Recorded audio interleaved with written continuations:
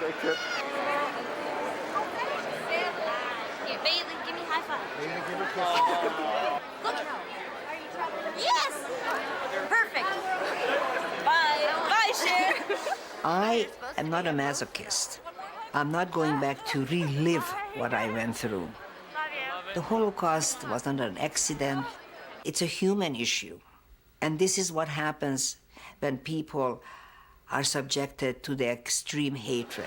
Your parents were second generation. They sort of suffered with us trying to rehabilitate ourselves.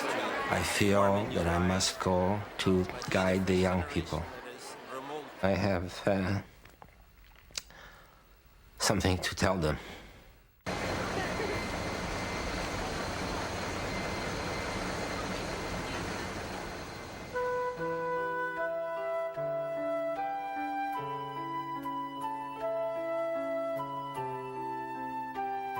Every year, Jewish youth and Holocaust survivors from around the world travel to Poland to participate in the March of the Living. Together, they encounter the remnants of Jewish life in Poland. The culmination of this pilgrimage is a silent 3-kilometer march from the work camp of Auschwitz to the death camp of Birkenau. And where do you live? Halifax. I live in Halifax too. Yeah, we go to school together. You're the same grade too? Yep, grade 11. So when you go back home, will you have a chance to talk to youth groups about this trip? Being accepted on this trip was agreeing that when we went home, we would do programs for elementary schools and high schools and part of the community, any part of the community that wanted to hear it. I really think it's important, especially because a lot of our friends are really curious about what it is that we're now doing, and they're really interested. We talk to people like you, and as soon as you listen to a witness, you're a witness too.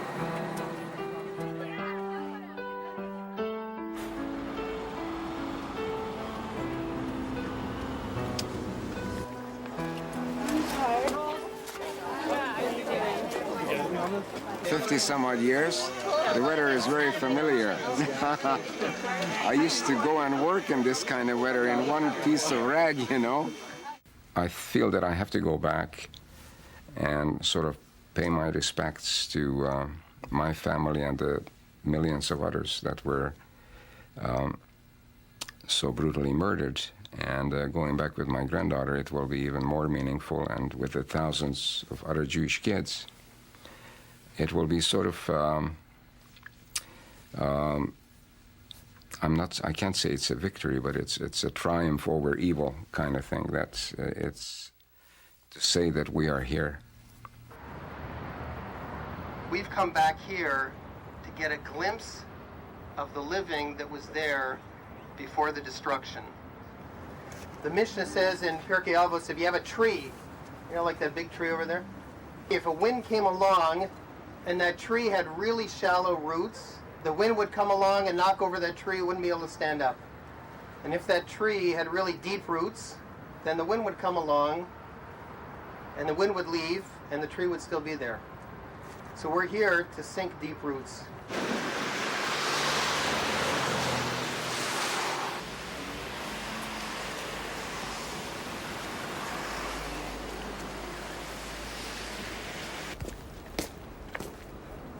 There are old scholars lying here, and people from the theater, and rabbis. This is the beautiful cultural part. Those that were lost, who didn't live a full and beautiful life. What they could have given to the world if they had lived.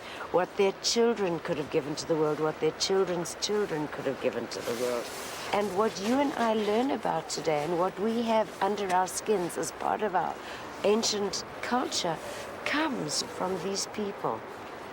It's irrespective of whether they were blood relatives or not. It is our family. We're one. That's where it comes from. I'm looking for my Zeta's sister. She was buried here before he was taken out to the Warsaw ghetto. And my dad couldn't make the journey because it would just be too emotional for him, so I came. This is his actual sister right here, Esther Leah Frost. If you want, I will go with you. We'll see if we find it. Okay. With these guys. Sure, let's go see. So go back this way and look on the major map. I want to get him. See if we can find a spot. I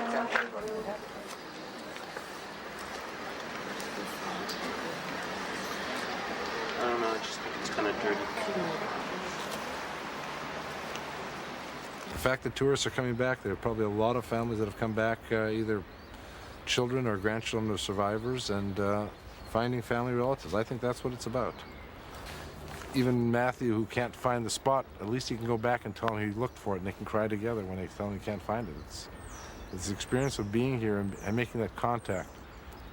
This is a five senses experience. This is not a sight only. This is a taste. When you get to the camps, you'll taste the evil there, and you'll feel it, and you'll see the kids touching everything, and all your senses are completely exposed here, and you're completely vulnerable, and you'll see kids that have never experienced sorrow break down and cry.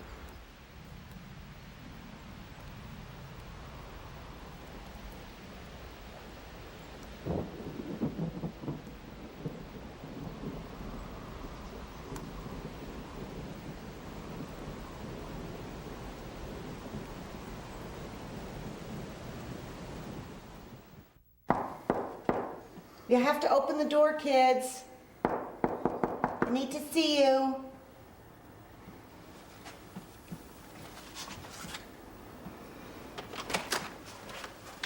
Good morning. Jessica, feet on the floor, sweetheart. This is what a girl's rooms look like. Nice, huh? Good morning, Jessica. Up you go.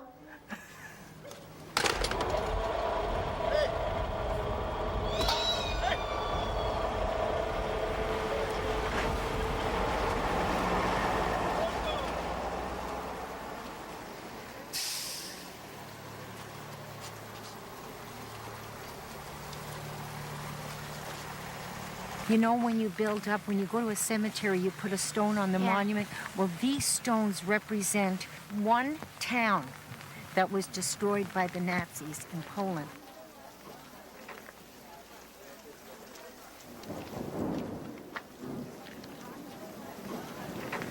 "20 members of my family were shipped to Treblinka." Now, I would like to read the names of the people who were murdered here as a means of completion their life, as a ceremony that they should assume again an identity, and that you should be able to see how they looked many years ago.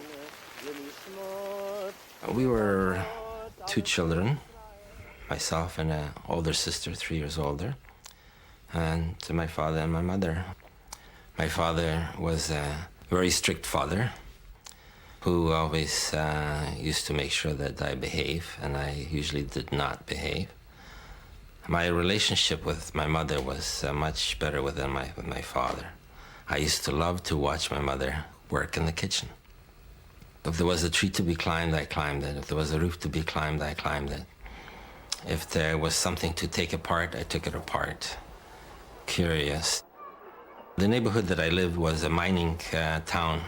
So the neighborhood was pretty rough. You know, the kids did not come from homes where they were babied or where they're treated with kid gloves, and that was the same thing for me.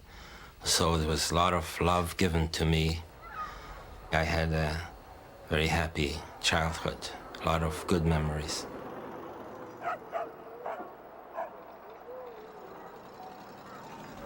Our lives did not start with the Holocaust. Please remember that forever and ever. I have an album here. I'm going to pass it around. I do this all the time. A few photos that I managed to find after the war about my family that is no longer.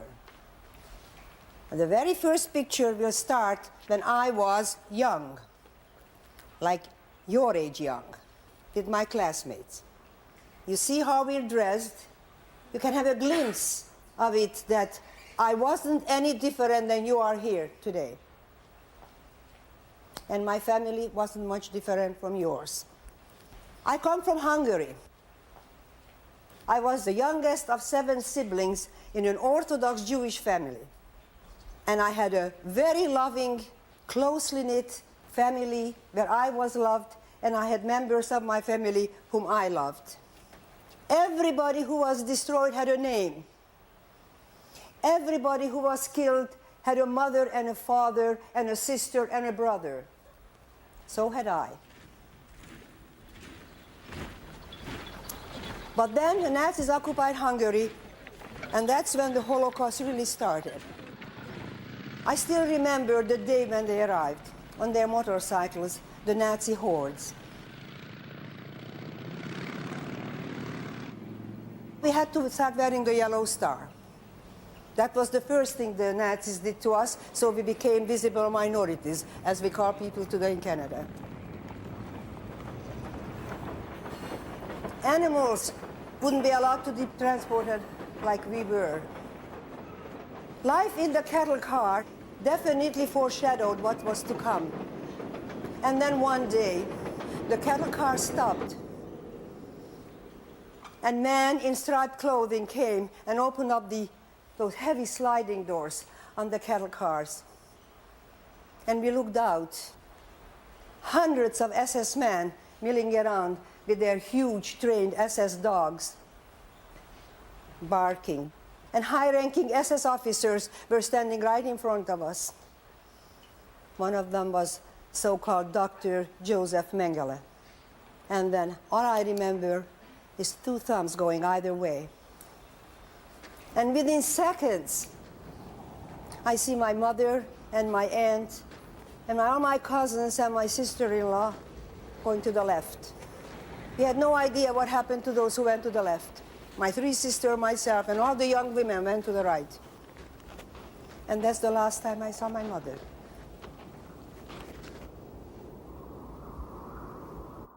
I am telling you this story as a 15-and-a-half-year-old because I'm almost 70 years old now. And I never made peace with the fact that I never had a chance to say goodbye to my mother. It's tough. Even today it's tough. Yes, that's what it felt like being in the Holocaust.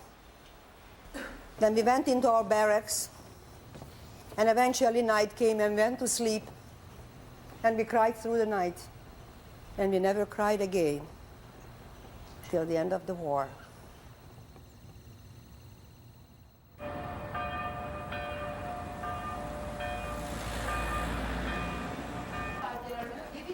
I can't even begin to understand how grown-ups who have their own kids could do something to other children when they know that they had families and parents, and then they just go back to their families knowing that they just destroyed tons of them. And the speaker, like, she was 16, and I don't know if I could handle that intensity. I don't see how she could have survived that mentally at all. It could have been my little brother, you know, he's only 10 years old, and I love him, and there was so many people, just their little brother or their little sister. It was, my ancestors, sisters and brothers, and it's just so hard to take in. Today I felt a lot of resentment for Polish people, and it wasn't because of the indoctrination of Hitler and his final solution. It was just because out of the plain, basic hatred of Jews. And it was just very frustrating knowing that I was in the same country with the descendants, the grandchildren of those same people. And I was very angry.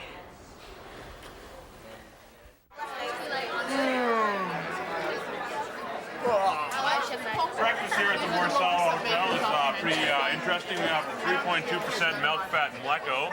We have the Donald Duck orange juice, as well as the so-called corn flakes. Mix them all together, you can get sort of a nice gourmet beginning of the day meal to provide you with the energy you need to take on the day. It hurts, and it was all swollen up too, and I said I'd come down, and then I never showed up. Always fun at parties. And the cats in the cradle of the silver spoon. Little boy blue, the man in the moon. When he coming home,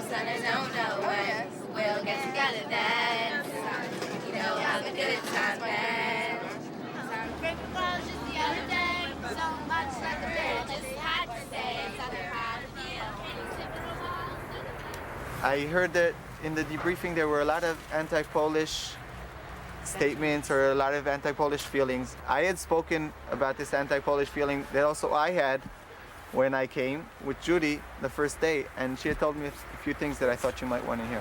How do you feel about Polish people? Are you comfortable? I am very comfortable until I come up against an anti-Semite Pole. Mindless hatred never leads anywhere, no matter where it happens. Do you forgive them?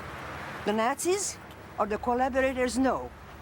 I have no ethical right to forgive or historical right to forget.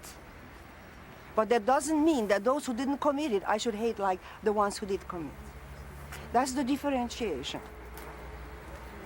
Otherwise, you perpetuate hatred and hatred and hatred.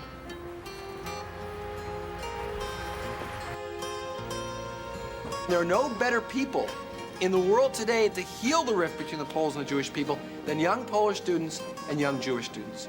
So we have a great opportunity here to dialogue, to talk, to meet each other, to understand each other's cultures, to appreciate each other's values, and to build a better future for both of our peoples, for tomorrow and for eternity. I have a question for the Polish students. I'm sure there's been a lot of talk about all these like 7,000 Jews coming to your country and walking in your streets, and I'm just wondering, like, I know there's a lot of differing sides, and I was wondering if you could tell us some of the different sentiments people have about us coming here. For a week, it has been the first news in all newspapers and in TV everywhere. Old people, they're not glad. I mean, most of old people are thinking something like, they're coming back to take Poland again. In my generation, it's trendy to be Jewish. I mean, it's very different. Some people would like to throw stones at you, but some are really very glad that it's happening. What do you guys do for fun? I mean, do you is it like pretty much the same as like we do, like sports, just hang out? Like, what is there in Poland like to do? Arif wants to know what the Polish students do for fun. Do they study Bible? No, sorry, do you go to clubs? Do you hang out, see movies? What are the kinds of things you guys do for fun? And maybe we can join you. In Poland, we have very good vodka. Some people like sports also.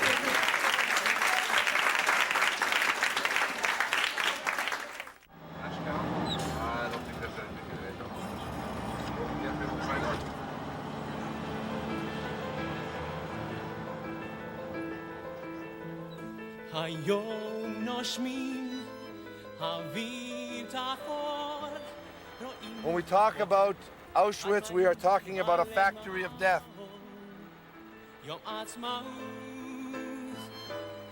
Auschwitz was not built by maniacs. It was not maintained by maniacs. Auschwitz was built by architects. What you will see is only a very, very small portion of what was left. I want you to remember that every pair of shoes belonged to a person. That every suitcase had a family packed their belongings inside that suitcase. It was babas and zaydas, mothers and fathers, children, sisters and brothers.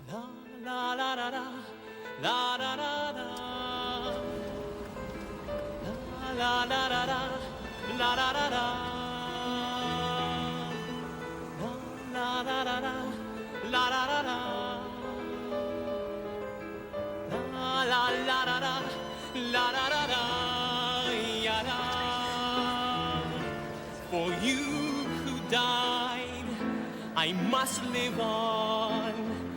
Just empty barracks and barbed wire left to mourn. Hold out your hands, please give me strength to find your eyes. To pray, to cry, to live, to fight. The songs you could not sing, I promise, yes, I promise, I will sing.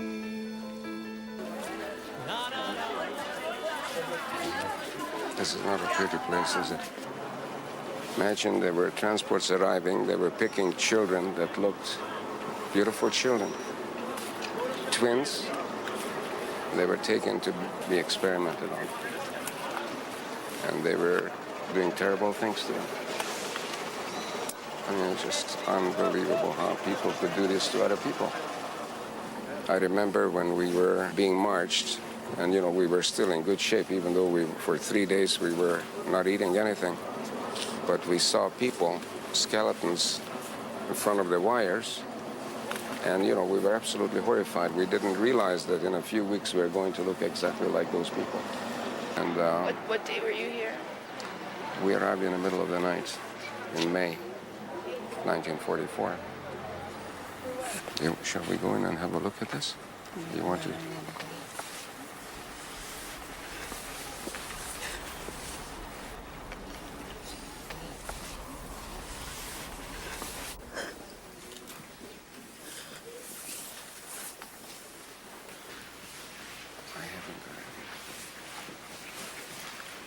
We asked him, when are we going to see our family? So they were laughing and said, you don't know where you are. He said, your families have gone up in smoke, and we couldn't understand what he was trying to say. He said, you see those buildings with the big chimneys where there were flames and smoke coming out, but still it didn't register, we just couldn't imagine. And I remember it was light, we are outside, and I see hundreds of these barracks all over the place with wires, barbed wires, and towers with machine guns and searchlights, and I couldn't figure out what this is all about. And I remember there were some people in these striped outfits were pushing a narrow wagon, and I see limbs hanging out, and this was the first time I actually saw dead bodies.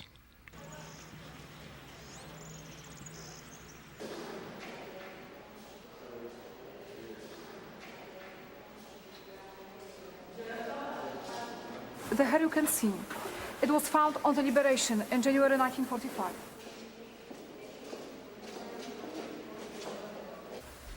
How many women must have been murdered to be given the quantity of 7,000 kilos of the hair?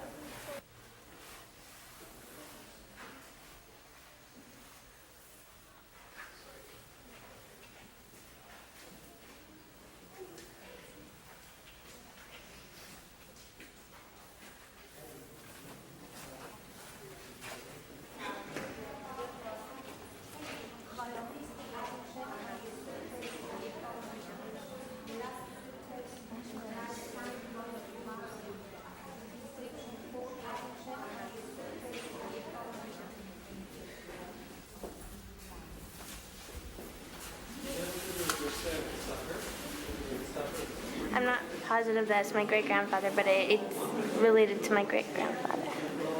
And we've got a picture of my grandfather's father when he was younger at home. And it's the same face.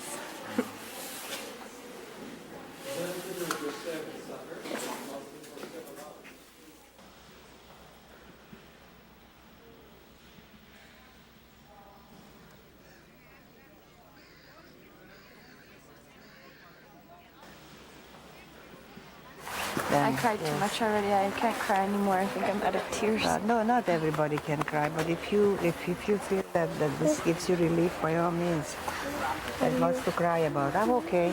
Cry as much as you want to. Yeah, I'm okay. I just didn't want to see anymore. I was enough of the torture cells. It's enough. Were you? Well, because I always see in front of me the people. You see, this is my problem. I live with the memories of the people who were there, and so it's enough. I couldn't look at the hair. I couldn't look at all that stuff.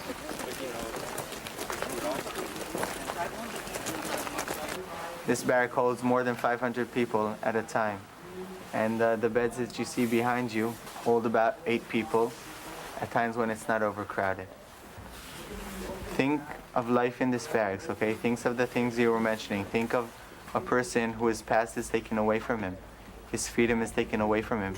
His religion cannot be practiced. Think of somebody sleeping for days and days with 7 other people on this cot, when you're trying to sleep and he moves, and all you're maybe waiting for is for this person to die so that you can have more room.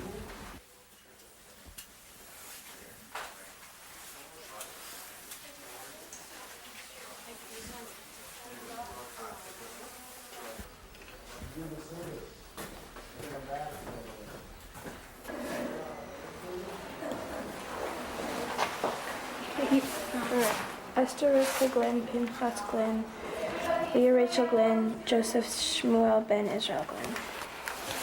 Yikadal v'yikadash Merabah v'almadi v'arkimatei v'amlach mabotei.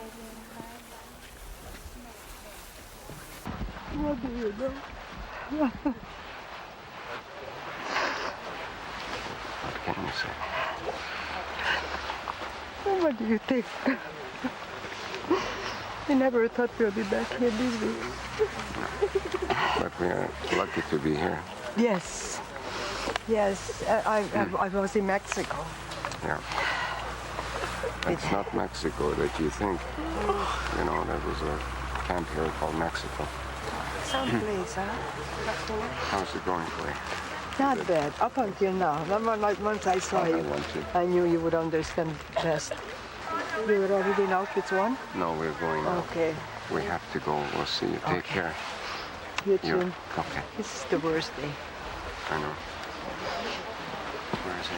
For anybody, and I could just imagine somebody my age being in here at night, and it's so hard to understand. It's so hard to come by.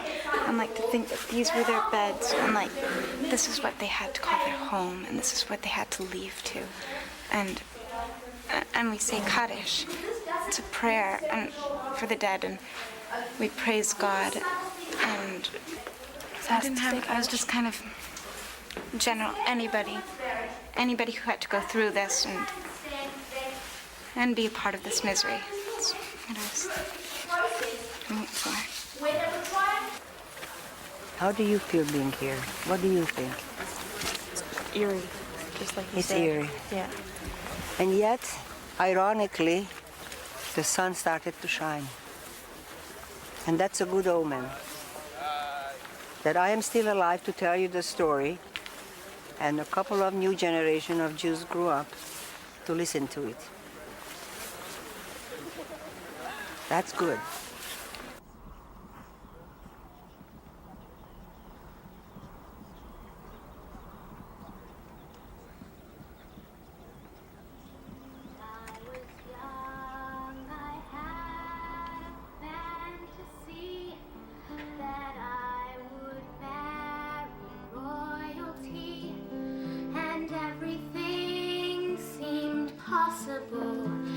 In the days when I was young, and I recall I had a sweetheart then. At times I still remember when we ran through fields of wildflowers in the days when I was young.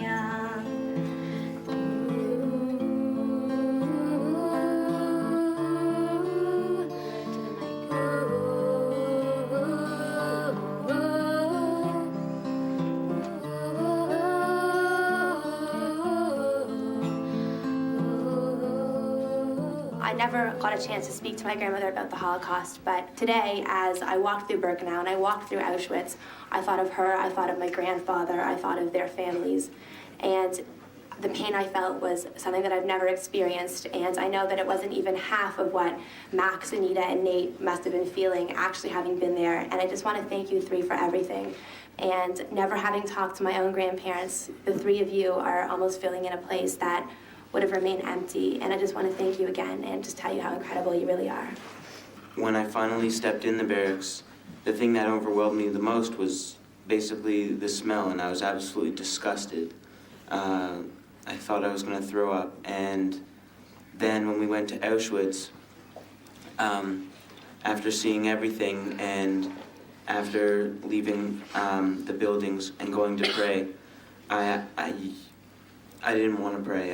I felt that I didn't have it in me say thank you or ask anything, but these three people right here did, and we should really acknowledge that because I don't think that I personally could have done what they did. When I was standing with you in Birkenau and I saw you suffer,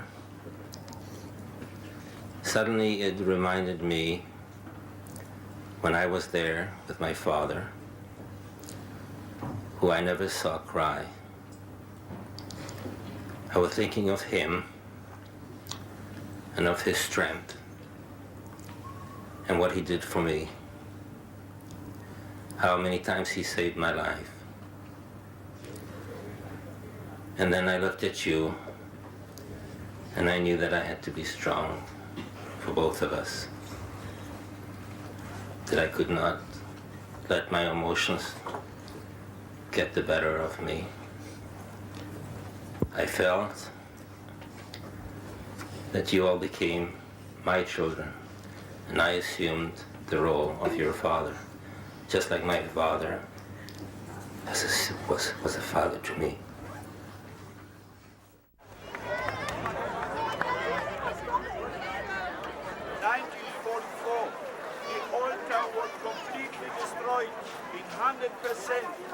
Reconstructed the houses.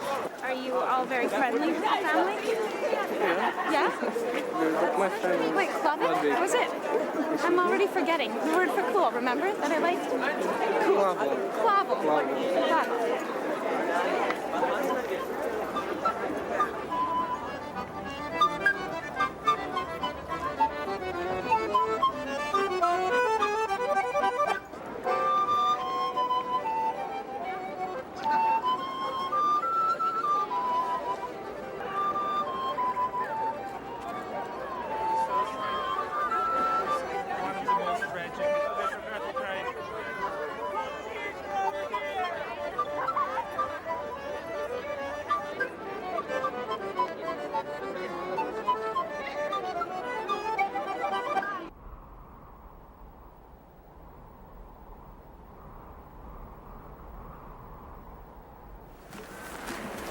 Ever since we were in Auschwitz, I've been walking around with a feeling that I want to scream and that there's something in me that I have to let out. I go around saying how and why and how and why and why again and why again. I was telling you that at Birkenau I felt in the middle of prayers that I can't talk to God anymore. Not at that place, not looking at what I'm seeing. And the worst feeling sometimes is not only that I can't talk to God, but I can't look at another human being in the face. I mean, where was God is a question, where was man is a question.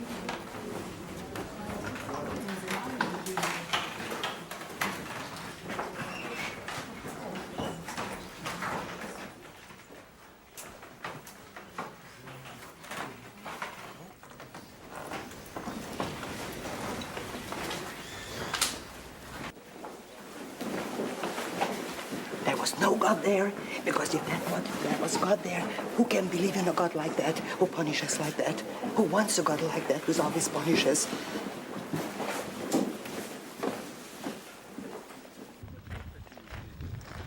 There's no way anybody should think that what the Nazis did to us, that it was, even though the people died as victims, as innocent victims, that somehow it's connected with any religion. There was no, as far as I'm concerned, God in Auschwitz, and if there was, what kind of a God is that allowed this to happen? This was man's inhumanity to man. So many people think of the victims of Nazis as martyrs. They're not martyrs. Martyrs go to their death voluntarily. They do something heroic, like Hannah Sener or the resistors. They're martyrs because they willingly sacrifice their lives for a cause. Those who were murdered in those gas chambers, they were innocent victims and they didn't go there voluntarily. That's not a martyr. Anybody who resisted the Nazis were killed. We have to recognize everybody. We recognize all the Jews, of course, but there were so many others. The Holocaust is a human tragedy.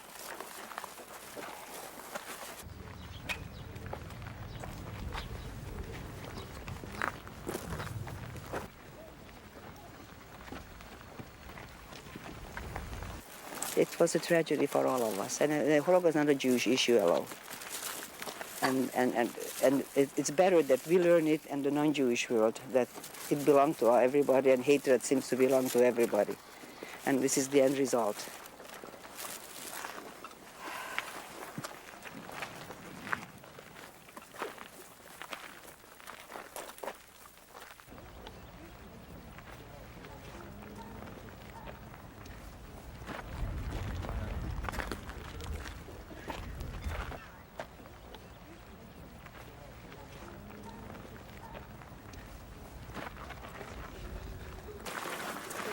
What happened in Yugoslavia just not long ago. I mean, ethnic cleansing. What's ethnic cleansing? Then Judenrein, Europe. What are we going to do with all this? That's all I can think about is this was, can change it. What do we do about the future? We can mourn, we can remember, we can memorialize, but in the long run, these young people's future, what are we going to do about that? What are they going to do about that to eliminate hatred? These are the thoughts occur to me when I walk through a death camp. I hope others think about it that way too, and don't just rely on God to do whatever he didn't do, or she, 50 years ago. I think we have to do a lot for ourselves. These are my very honest thoughts.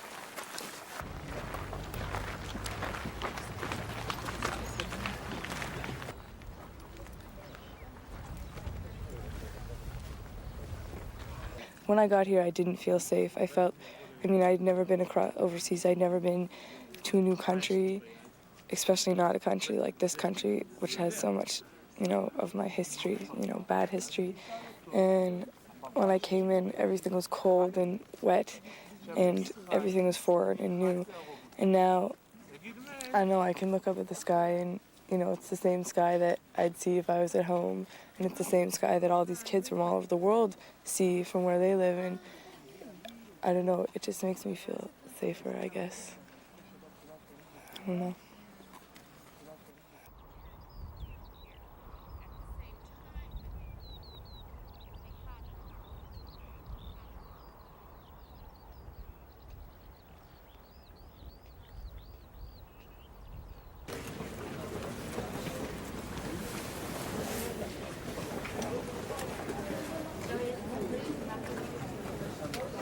Each of us has a name. Each of us has a name given by God and given by our parents. Each of us has a name given by our stature and our smile and given by what we wear. Each of us has a name given by the mountains and given by our walls. Each of us has a name given by the stars and given by our neighbors. Each of us has a name given by our sins and given by our longing. Each of us has a name given by our enemies and given by our love. Each of us has a name given by our celebrations and given by our work. Each of us has a name and given by the seasons and given by our blindness. Each of us has a name given by the sea and given by our death.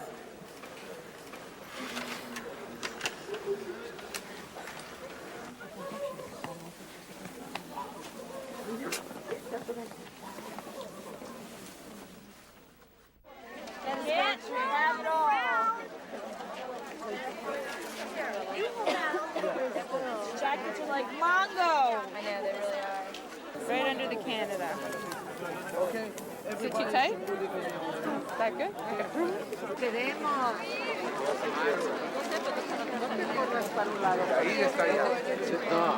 I'm Jessica. I'm from Halifax. I'm Ramy from Edmonton. Nice to meet you. Nice to meet you. Do you have any pins I'm to Laura from Halifax. Nova Scotia. Hi. Hi there. Hi. Gosh. Laura, Hey. Halifax. Hey.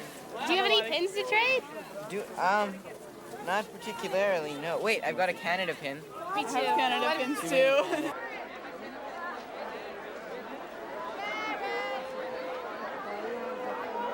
It's an emotional experience, of course, but you see all these young people who are marching and dedicated to Israel. I don't know. It's hard to say, but it's just tremendous that you got people here from pretty well all over the world commemorating what happened 50 years ago, and never again.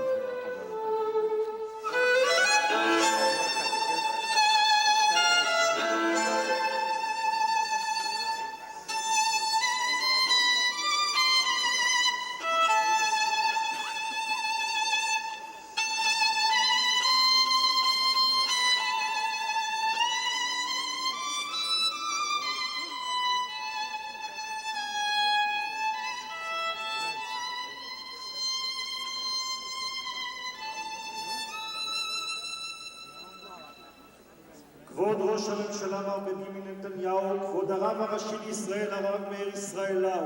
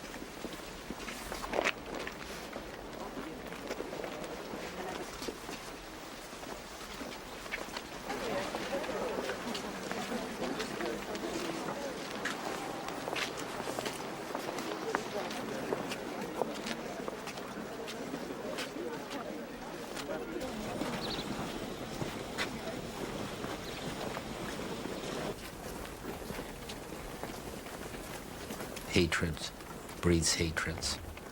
Hating is a self-consuming disease. You must look towards the good in our life and not to concentrate on the differences, but on the similarities that we have and on the common goals that we have.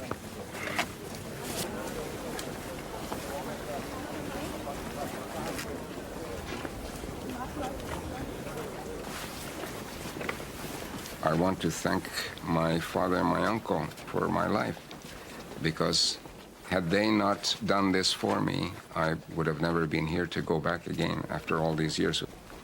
So I want to go there and say a prayer. This will be very meaningful for me.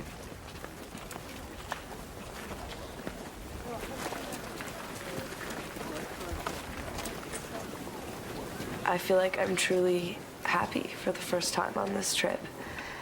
I feel as if I'm filled with a hope, and the more I look around at the thousands of faces from all over the world, the more the hope grows. We're alive, and we weren't supposed to be.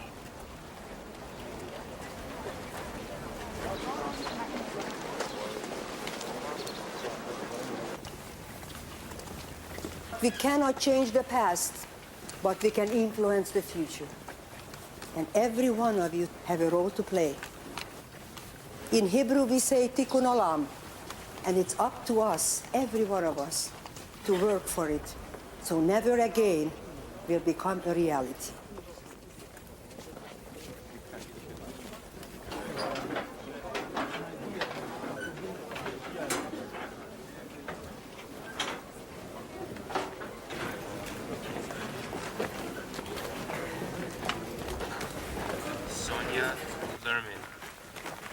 Bialystok. Vage Perskovitz, Russia. Che Elka Perskovitz, Russia.